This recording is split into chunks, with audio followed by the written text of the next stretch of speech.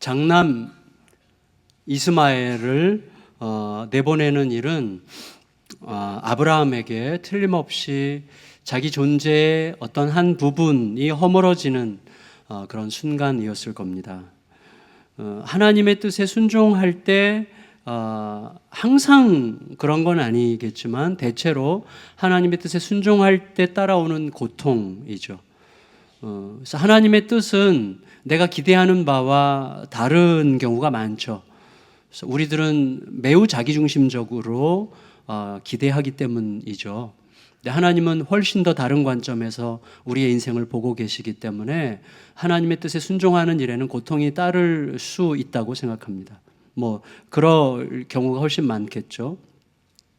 그래서 아브라함은 매우 힘들게 고통 속에서, 그렇지만 그게 하나님의 뜻이기 때문에 순종해서 이스마엘을 내보냈는데 그것으로는 부족했던 걸까요? 하나님께서는 오늘 이제 아브라함의 존재의 한 부분이 아니라 존재 그 자체 혹은 그보다 더 큰 존재보다, 아브라함 자신의 존재보다 훨씬 더 큰 독생자 이삭을 내놓으라고 이제 명령하고 계세요.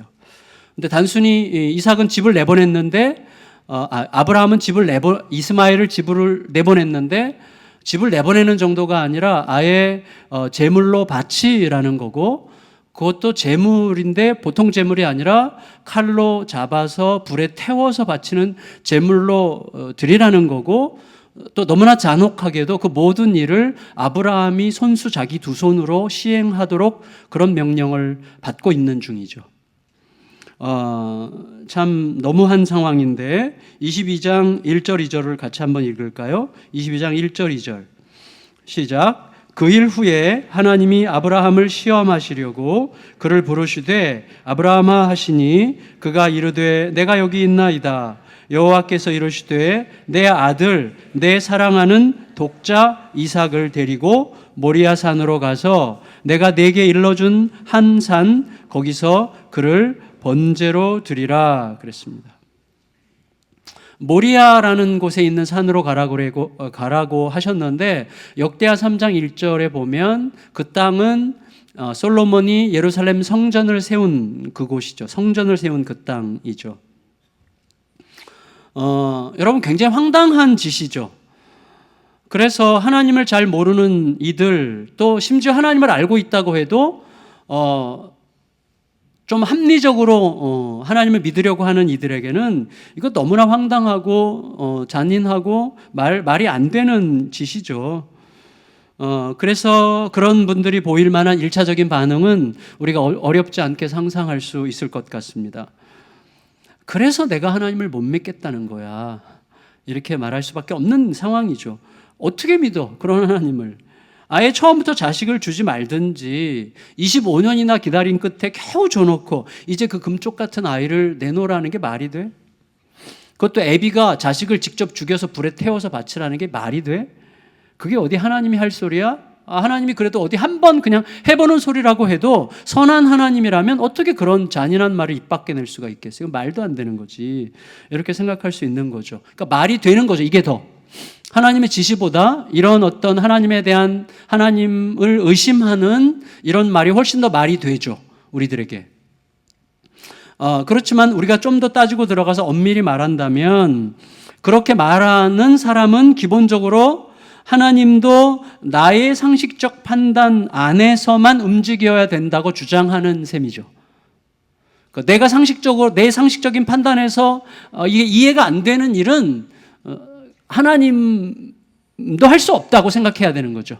그래서 하나님도 내 상식적인 판단의 테두리 안에서만 움직일 때 비로소 나에게는 하나님일 수 있다라고 생각하는 전제가 거기 있는 거죠. 그래서 나의 상식적인 판단을 넘어서는 하나님은 더 이상 하나님일 수 없다라고 주장하고 있는 거죠. 그러니까 아직 하나님을 모르고 있는 거죠. 그리고 하나님을 안 믿고 있는 거죠. 그래서 할 수 있는 생각이기 때문에 그런 말을 이해할 수 있습니다. 하지만 생각해 봐야 되는 거죠. 여러분, 서구 사람들이 아프리카 사람과 오후 1시에 만나기로 약속했는데 1시간 늦게 왔어요. 그때 이 사람이 덜 됐구나 라고 생각하면 안 돼요. 왜냐하면 상호 간의 시간 개념이 완전히 다르고 시간에 대한 패러다임이 다른 거예요. 여러분, 우리 10대 우리 아이들에게 야, 너 진짜 이렇게 이렇게 있어도 된다고 생각하니? 너 몇 년 안 남았어. 너 시간 진짜 후딱 가는 거야. 너 그때 가서 울며불며 후회하지 않으려면 정신 바짝 차려야 돼. 너 진짜 시간 빨리 간다. 이런 얘기를 백날 해도 못 알아듣습니다. 왜냐하면 여러분 시간의 개념에 대해서 여러분 글을 보시면 아시겠지만 시간의 개념이 완전히 다른 거예요. 우리들이 생각하는 시간과 그때 생각하는 시간이 다르기 때문에 우리가 아무리 우리의 입장에서 시간 빨라라고 얘기해도 나도 알아. 그렇지만 그 가슴에 절대로 안 들어가. 이건 말이 안 되는 거죠. 그러니까 대화가 아예 안 되는 개념이에요. 따라서 여러분, 자, 그렇다면 우리끼리도 그런데 하나님과 우리 사이에서는 이거 말이 안 되는 거죠. 하나님을 진실로 내가 알고자 하고 하나님을 마음 다해서 믿고자 한다면 나의 어떤 내 경험, 내 지식, 내 근거, 알량한 나의 기준을 근거로 해서 이러쿵저러쿵 할 게 아니라 무엇보다 하나님이라는 분이 도대체 어떤 분이길래 이런 말도 안 되는 지시를 하지? 이런 말도 안 되는 지시와 그리고 성경이 말하는 하나님 사이에 도대체 무슨 일이 있는 건가라고 물을 수 있어야 되는 것이죠. 실제로 여러분 이런 일은 하나님의 이런 지시는 성경이 말하고 있는 하나님의 성품과 맞지 않습니다. 성경이 말하는 하나님의 성품이나 속성과 이거 전혀 맞지 않는 거죠. 어울리지 않는 거예요. 그런데 지시하신 분은 분명코 하나님이죠. 그러니까 뭐예요? 그렇다면 지금 하나님에게 지시하고 계시는 자는 하나님이 아니거나 만일에 그가 하나님이라면 그 지시에 나의 한계를 뛰어넘는 어떤 뜻이 있다는 거죠. 그 뜻이 뭘까를 생각할 수 있어야 되는 것이죠. 여러분, 우리들의 생각과 다른, 내가 생각하고 내가 기대하는 것과 전혀 다른 하나님의 요청이나 행동에 대하여 의심하거나 비난하게 될 수 있습니다. 그렇지만 그렇게 되는 이유 중에 여러 가지가 이유가 있을 텐데 그 중에 하나는 내 마음에 형성되어 있는 행복에 대한 그림 때문이죠. 우리는 행복하고 싶어요. 행복하시기를 바랍니다. 저도 행복하고 싶습니다. 우리 모두는 행복하고 싶은데 그 행복이 뭐가 행복인지, 행복에 이르는 길이 어떤 게 행복인지에 대한 개념이 굉장히 다를 수가 있는 거예요. 이걸 좀 여러분과 함께 나누려고 하는데 여러분, 우리들에게 있어서 행복은 기본적으로 뭘 갖고 있어요? 뭘 확보하는 거예요. 내가 원했던 것을 소유하고 확보하고 안정적으로 지키는 거예요. 그게 우리들에게 행복의 기준이죠. 그래서 아브라함이 이삭이라고 하는 금쪽 같은 아들을 확보하게 됐을 때 아브라함은 뭔가로 꽉 채워지는 행복감을 느꼈습니다. 그래서 여러분 이스마엘을 내보내라.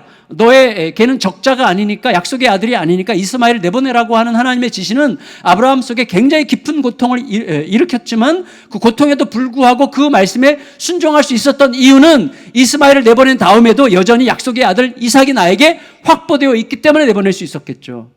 그런데 지금 하나님은 이스마엘이 아니라 이삭도 내놓으라고 지금 하고 계시는 것이죠.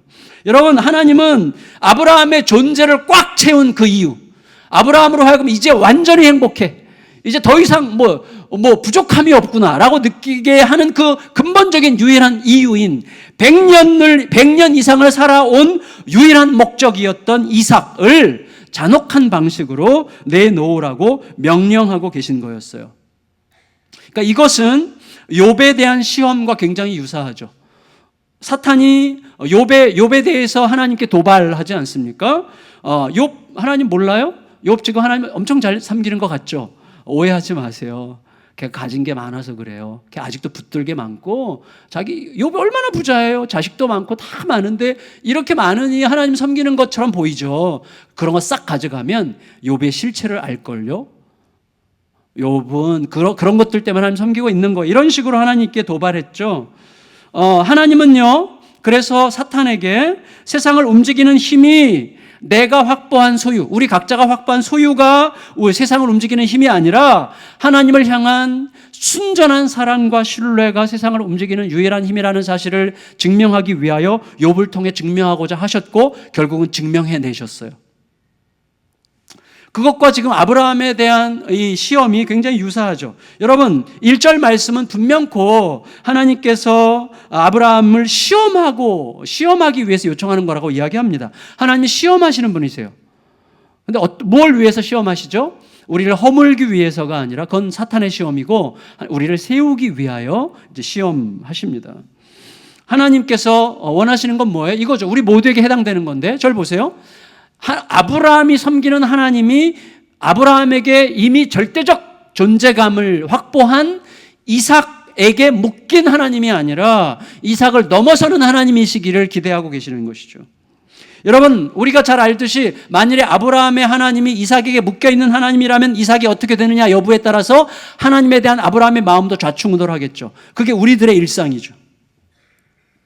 근데 하나님은 우리에게 뭘 요구하세요? 그걸 뛰어넘는, 우리에게 아주 생명보다 더 중요하게 느껴지는 그것이 있고 없음의 여부를 뛰어넘어서 우리와 관계를 맺으신 하나님이라는 것을 우리가 알고 하나님을 섬기도록 요청하고 계시는 것이죠. 왜냐하면 그런 하나님이실 때라야 우리는 그 모든 것들과 제대로 된 관계를 맺고 섬기는 힘을 얻게 되는 거예요.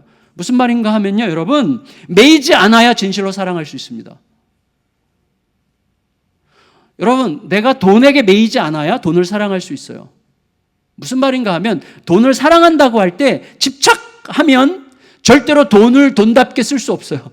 그러니까 돈의 가치를 제대로 발휘시킬 수 없어요. 돈에게 매이지 않을 때라야 돈의 가치를 제대로 발휘할 수 있는 거죠. 내가 누군가를 사랑한다고 할 때 그 사랑이 그에게 매이지 않는 사랑일 때 진짜 사랑할 수 있지, 그게 매이는 사랑이면 집착하고 소유하려고 하고 그가 더 발전하는 길을 내가 막 가로막을 수 있는 것이죠. 진짜 사랑한다면, 여러분, 우리 아이들을 진짜로 사랑한다면 아이들로부터 좀 더 떨어져야 됩니다. 좀 더 자유로울 수 있어야 됩니다. 아이들에게 매이지 않아야 되죠. 매이면 아이들을 내가 그리는 그림에 가둬놓으려고 하게 될 수밖에 없는 거예요. 사랑할 수가 없어요. 하나님 그걸 아세요. 그런데 우리가 너무나 사랑하고 아끼는 그것에 매이지 않으려면 그것보다 더 크신 분의 사랑을 알아야만 매이지 않을 수가 있는 것이죠. 그래서 하나님에 대한 절대적 사랑을 요청하고 계시는 것입니다. 왜? 하나님을 위해서가 아니라 우리를 위해서 그렇게 하시는 거예요. 우리로 하여금 진정으로 그것들을 사랑하고 제대로 섬길 수 있도록 하시기 위해서 하나님에 대한 절대적 사랑을 요구하고 계시는 것이죠. 여러분, 그래서 그런 의미에서 예수님께서도 우리들에게 우리의 이삭, 우리 각자에게도 이삭과 같은 존재가 있죠. 우리들의 이삭을 내놓으라고 말씀하신 적이 있죠. 예수님도. 누가복음 14장 26절 말씀을 같이 한번 읽을까요? 누가복음 14장 26절 시작. 무릇 내게 오는 자가 자기 부모와 처자와 형제와 자매와 더욱이 자기 목숨까지 미워하지 아니하면 능히 내 제자가 되지 못하고. 이 말씀은 굉장히 냉정하고도 어떻게 보면 좀 잔혹한 말씀이죠. 여러분, 근데 우리가 알고 있어요. 예수님께서 자기만 아시는 분이기 때문에 이렇게 말씀하시지 않은 것만큼 우리가 분명히 알죠. 예수님이 자기 자신을 우리를 위해서 내어주신 분이니까. 예수님이 자기를 위해서 하신 말씀이 아닌 것은 너무나 분명히 알게 됩니다. 따라서 예수님께서 그렇게 말씀하시는 유일한 이유는 우리를 위해서죠. 왜냐하면 예수님에 대한 그런 배타적 절대성을 갖는 사랑과 믿음이어야만 그 사랑과 믿음이 우리들을 붙들어 살게 하는 힘이 되기 때문에 그렇습니다. 여러분, 그런데 아무리 그렇다고 해도 주님을 사랑하면 됐지 그렇게 살가운 가족들을 굳이 미워할 것까지는 없지 않습니까? 미워하라는 말이 아니죠. 사랑하라고 하시는 것이죠. 그렇지만 뭐예요? 여러분, 하나님에 대한 사랑과 나의 이삭들, 내 자신의 이삭들에 대한 사랑이 서로 경쟁할 때는 이삭에 대한 나의 사랑은 차라리 미움이 될 정도로 하나님에 대한 사랑이 절대적이 되게 하라는 말씀이죠. 여러분, 하나님에 대한 사랑과 경쟁할 수 있는 사랑이 없어야 된다는 거예요. 그래야만 내가 그것을 진짜로 사랑할 수 있는 거예요. 그렇지 않으면 우리들은 순식간에 소유욕과 집착욕과 내가 핸들링하려고 하는 나의 욕구에 의해서 다 희생시키게 되어 있어요. 모든 것을 희생시켜. 자식도, 내 배우자도, 내 주변의 모든 것들 다 희생시키죠. 그것의 가치로 쓸 수 없게 되는 일이 시작되는 것입니다. 여러분, 아브라함에 대한 하나님의 시험에는요, 이런 의미가 담겨 있는 게 너무나 분명해요. 우리를 향한 하나님의 사랑의 무게는 그렇게 해도 될 만큼, 하나님께서 우리들에게 그렇게 과도하게 요청해도 될 만큼의 무게라는 거예요. 그 정도의 막대한 무게라는 거예요. 그래서 너를 던지라는 거, 완전히 거기에 던져봐. 그게 너를 죽이는지 살리는지. 거기에 너를 던져라. 이렇게 요청하고 계시는 것이죠. 여러분, 우리들을 향한 하나님의 사랑의 무게가 그런 거예요. 그만큼 진실되고 그만큼 놀랍고 그만큼 풍성한 사랑이라는 것입니다. 그리고 그런 사랑이어야만 그 사랑이 우리를 살게 한다는 거죠. 여러분, 우리가 아무리 99도 언저리에서 가까이 가도 거기에 머물러 있으면 안 돼요. 하나님 사랑해요. 근데 그 사랑이 다른 어떤 것들에 의해서 언제든지 훼손될 수 있는 사랑이라면 그 사랑은 더 이상 내 삶에 진짜 창조적인 능력을 발휘할 수 없는 사랑이죠. 여러분, 99도 언저리에서 머무르면 안 돼요. 100도를 뚫어야 됩니다. 그래야 끌어요. 그때 역사가 나타나는 거예요. 여러분, 너가 하나님의 나라에서 멀지 않도다. 이건 정말로 멋있는 저주죠. 하나님의 나라에 너가 이미 들어갔도다. 그렇게 선언이 돼야지 하나님의 나라에서 멀지 않도다. 너무나 슬프지 않습니까? 여러분, 우리가 하나님의 사랑의 그 무게를 알게 되면 그 사랑은 우리들의 삶의 색깔, 우리들의 삶의 퀄리티를 확연히 바꾸게 돼요. 하나님은 오늘도 우리들을 그 사랑의 무게로 초대하고 계세요. 그 언저리에서 맴돌지 말라고 하십니다. 그렇다면 우리는 생각해야 돼요. 생각. 여러분, 저는요, 자, 고개를 드세요. 두 분이 지금 굉장히 피곤하신데, 여러분, 자, 우리에게 중요한 건 뭐냐면 신앙생활에서 저는 뭘 생각을 해 무조건 믿어를 저는 제일 싫어합니다. 왜냐하면 성경에 생각하라는 말씀이 너무 많아요. 성경은 우리에게 생각하라 그랬는데 왜 우리는 생각하지 말고 믿으라고 합니까? 생각해야 돼요. 드레베카파를 생각해봐라. 여러분, 지난 주간에 우리 큐티 말씀 히브리서 5장 14절 말씀은 뭐라고 그랬어요? 자, 너희는 맨날 카스테라 같은 거 막 입에 넣으면 쏙 달아가지고 막 쏙 녹아가서 쏙 넘어가는 그런 것만 좋아하지 마. 그래서 막 기도했는데 응답받아 너무 좋아. 우리 하나님 너무 좋아. 그랬다가 좀 어려운 일 생기면 하나님은 정말 난 하나님을 믿기가 너무 어려워. 그러다 또 막 애가 막 좋은 대학 가면 하나님은 어떻게 그렇게 진짜. 그러다 또 애가 그 학교 대학 들어가서 낙제하면 진짜 하나님 이해할 수 없어. 이렇게 되는 거죠. 이게 카스테라예요. 카스테라 신앙. 이게 히브리서 5장에서 말하는 게 뭐예요? 그냥 아주 그냥 오물오물 입에 그냥 쉽게 꿀떡꿀떡 넘어가는 것만 좋아하는 신앙 하지 말고 단단한 음식 좀 씹어 먹으라는 거예요. 근데 여러분 뭐라 그랬어요? 단단한 음식은 성숙한 자의 거라 그랬어요. 성숙한 사람이 단단한 음식 먹죠. 성숙한 사람. 맨날 젖만 빨면 안 되는 거예요. 그러면 그들은 어떻게 산다 그랬어요? 자, 단단한 음식은 장성한 자의 것이니 그들은 지각을 사용함으로. understanding이죠. 모든 것이 어떻게 돌아가는지를 자세히 살피는 거예요. 지각을 사용함으로, 그 다음에 지각을 사용하면 어떻게 되죠? 연단을 받아요. 무엇이 옳은지 그른지를 분명히 판단하고 나에게 선한, 굉장히 나에게 매력적으로 나를 행복하게 하고 나를 즐겁게 해줄 것 같은 것이 올 때에 그 안에 가득한 독을 볼 수 있고 나에게 엄청난 시련이 올 때 그 안에 가득한 하나님의 은혜를 볼 수 있는 분별의 은혜 속에 살아가는 거예요. 그게 성숙한 자라는 거죠. 단단한 음식을 먹으려면 어떻게 해요? 지각을 사용하라는 거죠. 여러분, 지금까지 인도해 오신 하나님, 자, 아브라함의 입장에서 우리가 지각을 한번 사용해 보실래요? 아브라함의 입장에서 지금까지 인도해 오신 하나님은 완전히 신실하신 분이셨죠. 완전히 신실하세요. 앞으로도 그럴 게 분명하죠. 그리고 하나님은 모든 경우에 아브라함 편이셨죠. 하나님께서 이삭을 주신 것은 창조주의 가벼운 게임이 아니었어요. 하나님이 자기 자신을 걸고 하신 약속의 결과였어요. 하나님은 분명코 그 아들 이삭을 통해서 그 자손이 하늘의 별과 같이 바다의 모래같이 되게 하실 거라고 약속하셨고, 약속은 반드시 지켜지고야 말 것입니다. 반드시 지켜질 거예요. 반드시. 그게 지금까지 보여주신 하나님의 그림이었어요. 그렇다면 이삭은 쉽게 줬다 뺐다 할 수 있는 물건이 아니잖아요. 이삭은 하나님의 약속을 따라서 이 땅에 태어나는 순간 아브라함의 마음 안에서 절대적 존재감을 확보했죠. 왜냐하면 이삭이 아니면 안 되는 거예요. 이삭밖에 안 남았어요. 이스마엘 떠났고 이제 아무것도 없고 나는 지금 110 몇 세야. 근데 이삭이 나에게 있어요. 그러니까 이삭을 통한 하나님의 약속은 아브라함의 마음속에서 절대적 존재감으로 들어왔죠. 동시에 하나님의 약속도 하나님의 약속 안에서도 이삭은 그 존재의 절대성이 부여되어 있죠. 왜? 이삭을 통해서만 역사하실 거라고 하나님께서 이미 약속하셨잖아요. 그렇죠? 그렇다면 하나님의 명령에 대한 아브라함의 순종 여부는 이 합리적인 생각에서 어디까지 가야 돼요? 결국 당신의 약속을 지키고야 마시는 하나님의 신실하심과 그 약속의 확고함을 내가 어느 정도 깊이로, 어느 정도의 어떤 신실함으로 믿고 있느냐에 따라 결정적으로 결정되겠죠. 그 약속을, 하나님을 어떻게 믿고 있느냐. 그런데 여러분, 중요한 건 뭐냐면 이삭이라고 하는 이 존재적 절대성, 이삭을 통해서만, 그러니까 이삭이 아니면 안 되는 거예요. 이삭이어야만 돼요. 그래서 그 존재의 절대성이 부여되죠. 이삭이 아니면 안 되니까. 그런데 놀라운 건 뭐예요? 역설적으로 그 이삭의 존재적 절대성이 가장 위험한 거죠. 그때 위험이 발생하는 거예요. 이삭이 아니면 안 되기 때문에 하나님도 이삭에게 묶여야 되는 거예요.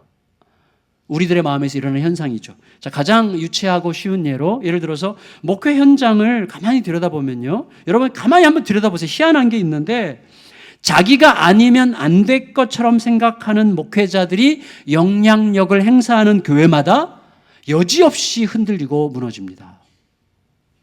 희한하죠. 여러분 목회자들에게 나 없어도 된다는 거 내가 다 알아. 나 없어도 돼. 말은 그렇게 해요. 근데 행동은 나 없으면 안 돼의 행동이야. 항상. 그러면 항상 여지없이 흔들리는 거예요. 근데 놀라운 건 뭐냐면요.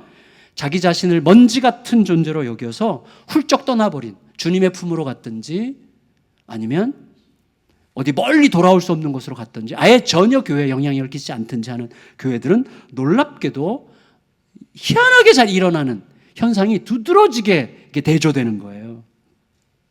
여러분, 자, 아브라함의 마음 속에서 이삭이라는 존재의 절대성이 부여되면 약속의 결과인 이삭은 약속의 결과죠. 약속의 결과가 하나님의 약속 그 자체보다 더 중요해져요.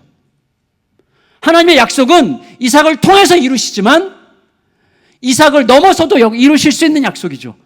근데 내 안에서 이삭에 대한 존재의 절대성이 부여되면 하나님의 약속도 이삭에게 매이게 되어 있어요. 그래서 하나님에 대해서 내가 급기야 이삭을 향하는 아브라함의 마음이 하나님을 향한 마음과 나도 모르게 경쟁하려고 들어요.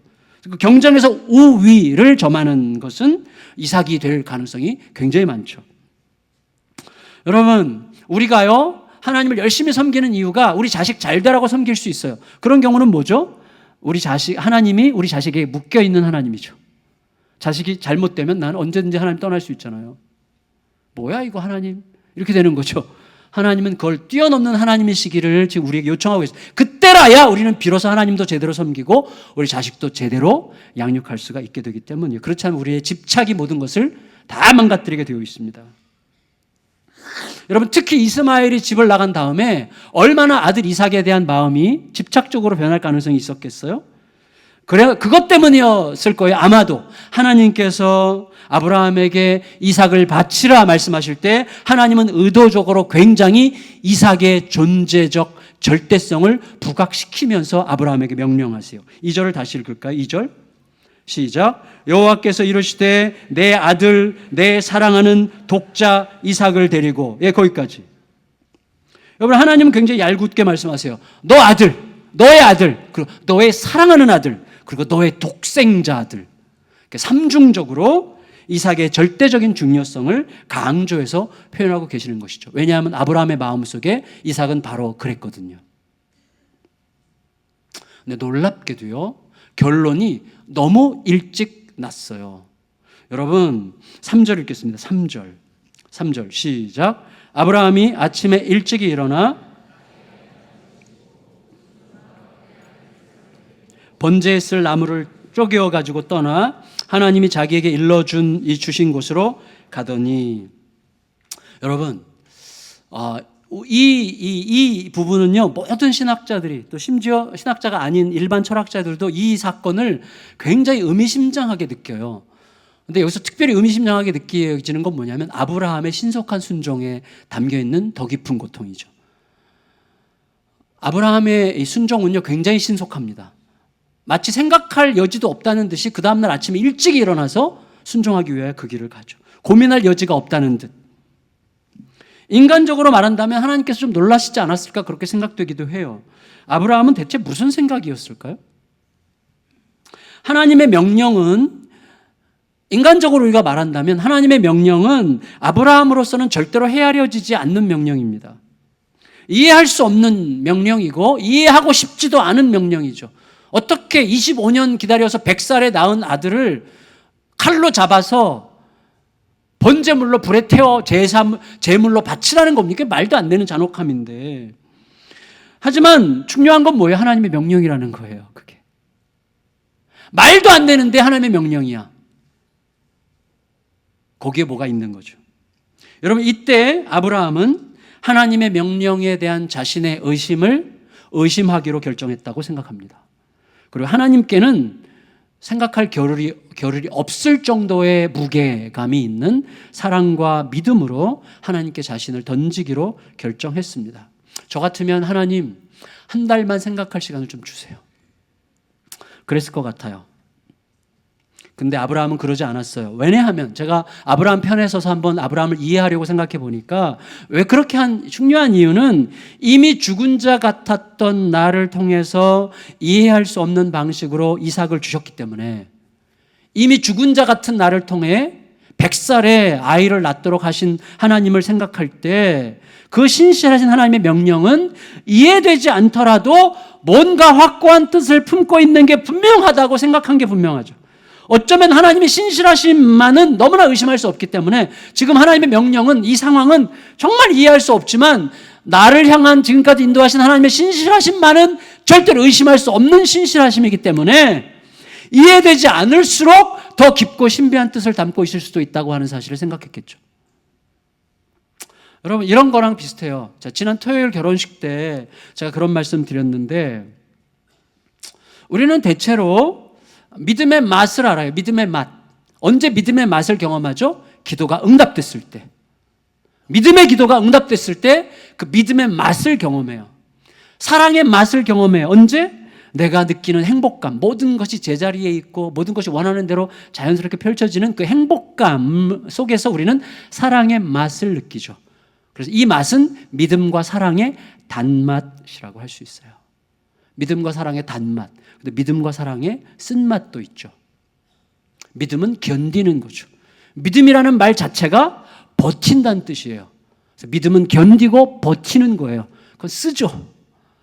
나의 사랑, 성경이 말하는 사랑의 모든 요약판인 고린도전서 13장에서 사랑에 대한 첫 번째 수식어가 뭐예요? 사랑은 오래 참고예요. 사랑의 맛은 오래 참는 맛이에요.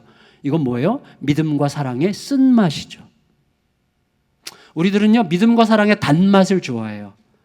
그러나 결정적인 패배는 항상 믿음과 사랑의 쓴맛을 모르기 때문에 오는 것입니다. 부부가 왜 깨지죠? 믿음과 사랑의 단맛을 모르기 때문이 아니라 믿음과 사랑의 쓴맛을 알려고 하지 않았기 때문에 박살나는 거예요. 자녀에 대해서 왜 오래 참아 승리의 길을 함께 가지 못합니까? 믿음과 사랑의 단맛만 알아서 애가 나를 위하여 내가 생각하는 방식대로 움직여주지 않으면 못 견디는 거예요. 내가 생각하는 방식대로 움직여주지 않아도 오래 참고 견디는 믿음과 사랑의 쓴맛이 여기 있어야 결국 궁극적인 승리의 길을 볼 수 있게 되는 것입니다. 그때 우리들은 그 쓴맛을 알고 기뻐하는 자가 되는 거예요. 여러분, 그 막 못 먹겠는 그 홍어 사긴 거, 여기 제가 홍어 사긴 거 그럼 벌써 막 인상 쓰는 분도 있고 어떤 사람 입맛 따시는 분도 있고 그러잖아요. 그 맛을 배운 사람이 있고 못 배운 사람이 있어요. 근데 그 맛을 아는 사람은 야, 이렇게 맛있는 걸 인상을 써? 저도 지금 침이 고이는데, 저도 배워가지고. 근데 여러분, 그런 건 홍어 사긴 거 그렇게 중요하지 않아요. 그거 안 먹어도 안 죽어. 근데 믿음과 사랑의 쓴맛을 모르면 죽어요. 그리고 죽여요. 하나님은 지금 우리를 그 맛으로 초대하고 계시죠. 그렇게 될 때, 그 맛을 알 때에 우리들은 이해할 수 없음으로 인내할 수 있고 확실하지 않음으로 오래 참을 수 있게 되는 거예요. 그때 하나님의 마음 안으로 쑥 들어가고 하나님의 역사가 어떻게 흘러가는지를 알기 시작하게 되는 것이죠. 여러분, 아브라함은 이제 약속 장소까지 걸어서 먼 산이 보이자 종들을 그 자리에 기다리게 하고 이삭과 단둘이서만 길을 떠나요. 놀랍게도 아브라함이 무의식 중에 놀라운 예언을 해요. 4절 5절 읽겠습니다. 4절 5절 시작. 제3일에 아브라함이 눈을 들어 그곳을 멀리 바라본지라. 이에 아브라함이 종들에게 이르되 너희는 나귀와 함께 여기서 기다리라. 내가 아이와 함께 저기 가서 예배하고 우리가 너희에게로 돌아오리라 하고. 누가 돌아온다고요? 우리가. 지금 이삭과 단둘이 가면서 우리가 돌아오리라 라고 이야기하면서 이삭의 무사귀환을 자기도 모르게 예언하고 있어요.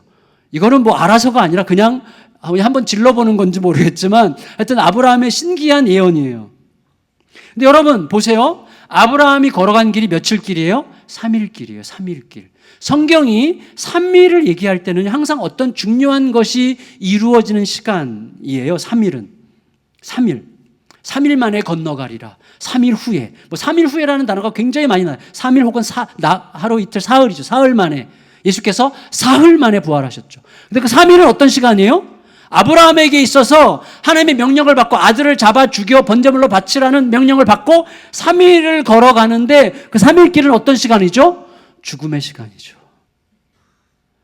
예수님이 죽으셨던 것처럼 그 죽음의 3일이죠. 이 3일은 온갖 의심으로 가득한 질문들이 솟구쳐 올라오고 하나님을 향해 항변하고 싶은 의심과 회의와 심지어 분노감이 솟구쳐 오르는 시간. 그렇지만 가야 되는 그 모든 의심과 분노와 억울함과 속상함이 막 일어나는데도 계속해서 뚜벅뚜벅 걸어가야 되는 그 3일. 그 시간은 어떤 시간입니까? 내 자신을 끝없이 죽여야만 하는 내 생각, 내 의지, 나의 합리적인 계산, 나의 현실적인 판단, 이 모든 것들이 죽어야만 되는 죽음의 시간이었죠. 무엇보다 자기 마음에서 이삭을 내려놓는 죽음, 이삭에 대한 애정과 집착, 이삭을 절대적으로 의지하는 마음을 죽이는 그 죽음의 시간이 이 3일의 시간이었을 것입니다. 너무나 아까운 이삭이죠. 진짜 너무나 아까운 이삭. 여러분, 저도요, 생각해 보니까 누가 우리 자식이 나 집 나가서 살래 그러면 기쁠 것 같은 시간도 있어요. 진짜야? 고마워.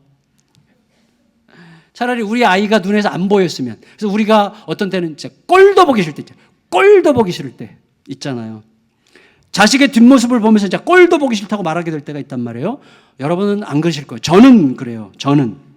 근데 여러분, 그런 저도 내 눈으로, 내 앞에서, 내가 보는 앞에서 누가 그 자식을 위협이라도 할라 치면 아마 순식간에 우리 자식을 위한 전사로, 순교자로 아마 바뀔 가능성이 많을걸요? 저 같은 인간도 그런데 여러분 같은 천사들이 안 그러겠어요? 여기서 막 속이 지금 니글니글한데. 근데 여러분, 우리는요, 내가 진실로 사랑하는 자식을 대책 없이 험한 환경에 내놓는 거 절대 못합니다. 근데 내 손으로 직접 죽여 제물로 바치라는 것, 불가능한 정도가 아니라 하나님과 맞짱 뜰 일이죠. 하나님을 향해 분노하고 돌아설 일이죠. 따라서 우리의 수준에서 하나님의 명령은 의심받아 마땅하죠. 하지만 하나님은요, 결국 뭘 말하고 싶어 하십니까? 궁극적으로 우리가 살고 우리 자식을 살게 하고 우리가 세상에 복이 되어 세상을 살게 하는 유일한 길은 바로 그 길, 우리들의 마땅한 의심과 두려움과 분노를 넘어서서 하나님에 대한 절대적인 신뢰, 절대적인 사랑. 왜? 우리는 사랑할 수 없어요. 왜? 나의 이기심 때문에. 우리는 신뢰할 수 없어요. 왜? 나의 의심 때문에. 우리는 근본적으로 자기중심적이기 때문에 신뢰와 사랑으로부터 너무나 거리가 멀어요. 기분 좋을 때만 신뢰와 사랑이지 실제로 혹한의 겨울을 지나는 동안에는 신뢰와 사랑은 저 멀리 도망갑니다. 그런 사랑과 신뢰로는 우리 자신도 못 바꾸고 우리 가정도 못 바꾸고 자식도 못 바꾸고 세상을 못 바꾼다는 거예요. 진짜 세상을 바꾸는 유일한 힘은 절대적 사랑과 신뢰예요. 근데 그 사랑과 신뢰 우리가 할 수 없잖아요. 그러니까 하나님이 하게 하신다고 초대하시는 거죠. 내 사랑 안으로 들어와라, 그거죠. 여러분, 우리의 의심과 두려움과 분노를 넘어서는 무조건적인 사랑과 신뢰를 보낼 만큼 크고 위대하신 하나님을 만나서 그 하나님을 발견하고 그 하나님의 사랑과 신뢰가 얼마나 막대한지를 깨닫는 순간 저절로 우리도 모르게 서서히 그 사랑과 신뢰 안으로 들어가는 거죠. 그 하나님께 나를 던지는 믿음의 길, 그것만이 우리를 살리는 힘이라고 촉구하고 계시는 것입니다. 여러분, 이제 번제 쓸 나무는 아들 이삭이 지고 가요. 그리고 아브라함은 양손에 불과 칼을 들고 갑니다. 6절 읽겠습니다. 시작. 아브라함이 이에 번제 나무를 가져다가 그의 아들 이삭에게 지우고 자기는 불과 칼을 손에 들고 두 사람이 동행하더니. 로마 시대의 그 유대인들은요, 이 나무찜을 이렇게 등에 지고 걸어가는 이삭의 모습을 십자가에 매달려 저주받은 자로 해석을 했어요. 여러분, 십자가는 최악의 죽음이잖아요. 최악의 죽음을 위해서 십자가 나무를 등에 메고 이제 자기 길을 가는 자와 일치한다고 이해했는데, 그거 굉장히 의미 있는 이해죠. 예, 이삭은 불현듯 그 길을 걷다가 재물이 안 보이는 거예요. 재물이. 그래서 재물 없이 어떻게 제사를 드리려는 건지가 궁금해졌어요. 그래서 묻습니다. 7절 읽습니다. 7절 시작. 이삭이 그 아버지 아브라함에게 말하여 이르되 내 아버지여 하니 그가 이르되 내 아들아 내가 여기 있노라. 이삭이 이르되 불과 나무는 있거니와 번제할 어린 양은 어디 있나이까. 여러분, 이 대목에서 정말 우리의 가슴을 더 후벼 파는 게 뭐예요? 이삭의 질문에서 어떠한 불안과 두려움도 느껴지지 않는다는 거죠. 그래서 독자들인 우리들은 더 안타깝죠. 재물 될 자가 재물이 어디 있느냐고 묻고 있어요. 그래서 우리들은 굉장히 울컥하게 됩니다. 그런데 이삭의 질문에 불안과 두려움이 없듯이 아브라함의 대답에도 일체의 주저함이 없어요. 8절 읽습니다. 8절 시작. 아브라함이 이르되 내 아들아 번제할 어린 양은 하나님이 자기를 위하여 친히 준비하시리라 하고 두 사람이 함께 나아가서. 여러분 보세요. 자, 이 대목이 너무나 중요한 것 같아요. 이삭이 몰라요. 모르니까 물었죠. 번제물이 어디 있어요? 근데 아브라함도 몰라요. 어떻게 될지. 근데 아브라함은 하나만 알아요. 죽이라고 하셨으니까 죽여서 바칠 거예요. 그렇지만 하나님은 뭔가를 알고 계시다는 사실만은 알고 있어요. 그게 믿음이죠. 자, 아무것도 안 보이고 어떻게 될지 진짜 모르겠어요. 심지어 내가 지금 내 일생을 저주할 만한 일을 저지르는 일을 하라고 하나님께서 하시는, 이거 이해될 수 없는 너무나 잔인한 일이지만 하나님의 명령이기 때문에 가긴 가는데 어떻게 될지 몰라. 중요한 것은 하나님은 알고 계시고 하나님은 신실하시다는 사실만은 내가 알고 있죠. 하나님은 뭔가 답을 알고 계시다는 사실만은 내가 알고 있는 거죠. 거기에 나를 던지는 게 믿음이죠. 여러분, 하나님의 헤아려지지 않는 생각은 우리 안에 불안을 일으킬 수 있어요. 그렇지만 놀랍게도 하나님의 신실하심을 내가 확고하게 붙든다면 헤아려지지 않는 하나님의 생각이 오히려 나로 하여금 결연히 따르게 하는 힘이 되기도 해요. 안 보여서 더 그냥 갈 수 있는 거예요. 그리고 이게 중요해요. 왜냐하면 여러분, 내 눈에 헤아려지는 어떻게 될 거라고 예측할 수 있다면 하나님이 이삭 죽이라고 하셨지만 사실은 내가 막 죽이려고 할 때 야야 그만둬! 그리고 예물 준비해 놓으셨을 거야 라고 계산했다면 사실은 이 사건은 그렇게 극적이지 않죠. 우리들에게 좀 불리한 거죠. 왜? 우리는 결과를 알기 때문에 사실은 그런 어떤 깊은 이삭과 아브라함의 침묵 속에 들어있는 그 깊은 고통과 안타까움과 그 안에 절절한 어떤 사랑의 아름다움을 헤아리기가 쉽지 않아요. 모르는 척하고 봐야 되는 거죠. 그러니까 여러분, 헤아려지지 않아야 되는 거죠. 그러니까 헤아려진다면 믿음이 아니죠. 오히려 반응이죠. 반응. 그런 척하는 거죠. 헤아려지지 않음으로 우리들은 생각보다 크신 하나님을 바라볼 수 있게 되는데 그게 바로 믿음이에요. 믿음은 헤아려지지 않는 단지 바라는 것의 실상이고 요즘에 우리가 큐티하고 있는 히브리서가 그것을 향해서 히브리서 11장을 해서 지금 계속 진행하고 있는 중이죠. 여러분, 따라서 하나님께서 친히 준비하실 거다 이렇게 대답한 아브라함의 대답은 가장 합당한 대답이었고 하나님의 모든 가능성을 향해서 활짝 열어놓은 어떻게 보면 일종의 기도였다 이렇게 생각이 됩니다. 하나님께서 친히 준비하실 것입니다.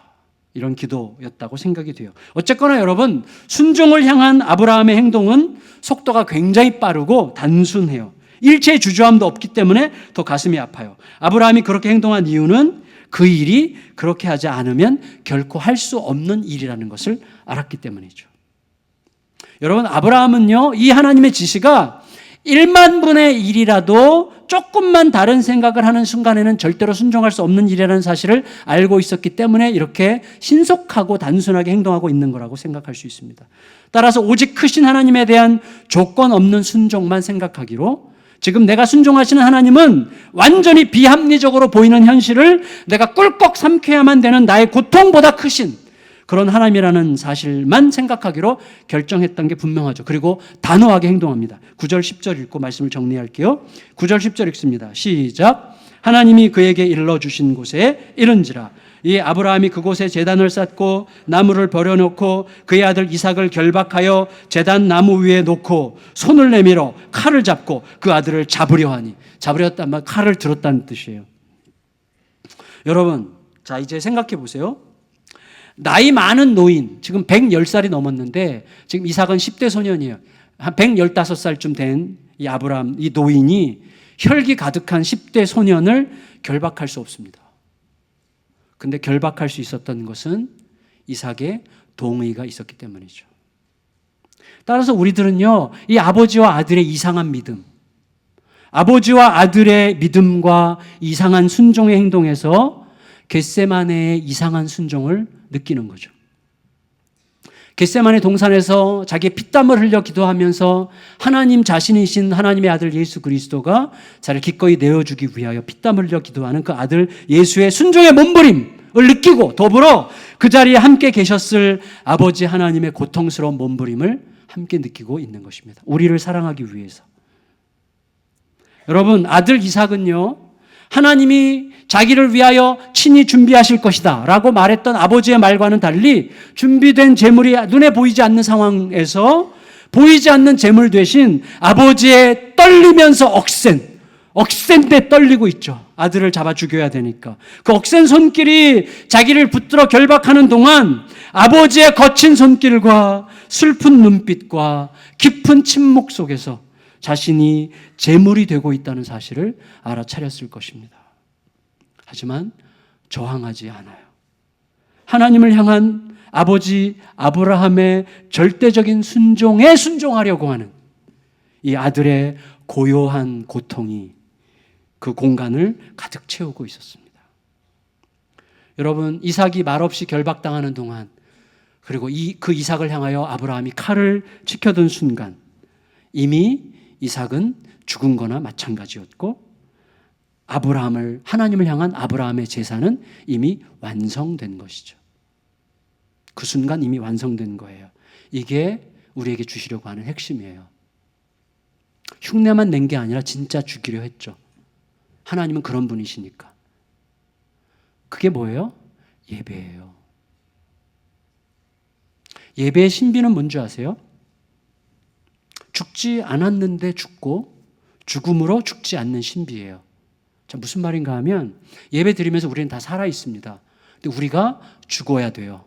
예배 시간에 하나님이 전부시고 하나님은 나의 모든 이해와 합리적인 사고와 내 경험 지식, 나의 알량한 판단을 뛰어넘어 나보다 훨씬 더 크신 하나님이시므로 나의 모든 인간적인 욕망과 생각들을 이 시간 다 죽입니다. 나의 죽이는 시간이에요.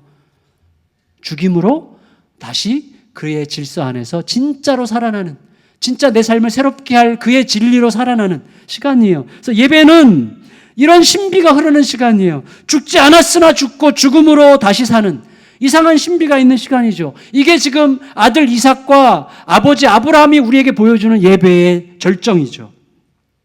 아버지와 아들의 그 모습에서 우리들은 어느샌가 도살장으로 끌려가면서도 말없이 자기 자신을 내어 맡기는 어린 양의 아름다움, 절대적 순종의 처절함과 고결함과 잔혹함과 아름다움을 동시에 느끼게 되는 거죠. 더 나아가서 그 자리가 어떤 자리죠? 장차 예루살렘 성전이 세워질 자리예요. 그 자리에서 일체의 지체함도 없이 예배의 자리죠. 예배의 자리.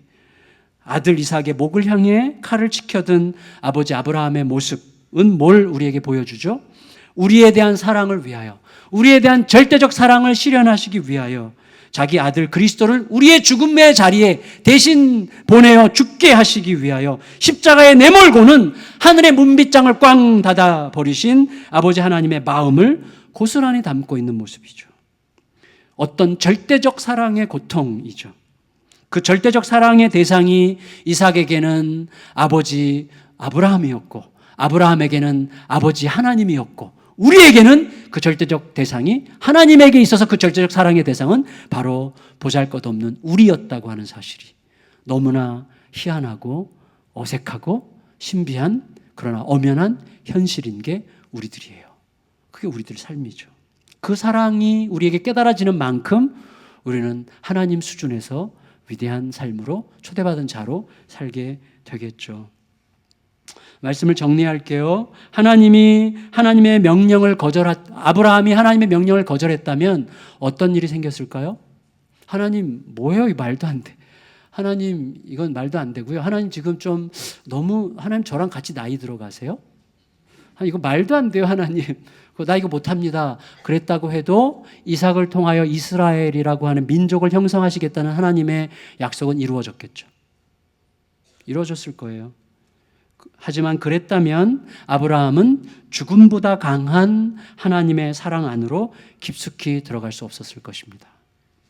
그리고 아브라함의 인생 전체는 훨씬 더 냉랭하고 차갑고 초라하고 안쓰러움으로 종결됐겠죠. 그런 면에서 아브라함은 진짜 너무 잘했죠. 너무 잘했죠. 아니, 아브라함이 잘했다기보다는 하나님의 크심과 하나님의 그 신실하심이 아브라함으로 하여금 참 잘하게 하신 거죠. 여러분, 지난주에 그런 말씀 드렸어요. 자식을 향한 하나님의 엄마의 사랑이 아무리 강렬해도, 자식을 향한 엄마의 모정이 아무리 뜨거워도 할 수 없는 것이 있다고 이야기했어요.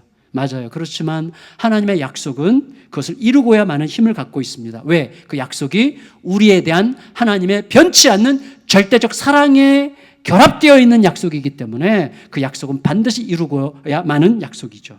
여러분, 바로 그 사랑, 여러분, 그 사랑의 무게보다 더 크고 위대하고 무거운 에너지는 세상에 없어요. 가장 위대한 에너지죠. 그 사랑이 모든 걸 하게 하는 에너지가 되는 것입니다. 톨스토이가 발견했던 것처럼 여러분, 이 사랑이 세상을 움직이는 힘이에요. 이 사랑이 빠져나가면 세상은 아무 의미가 없어요. 진짜 아무 의미가 없는 거죠.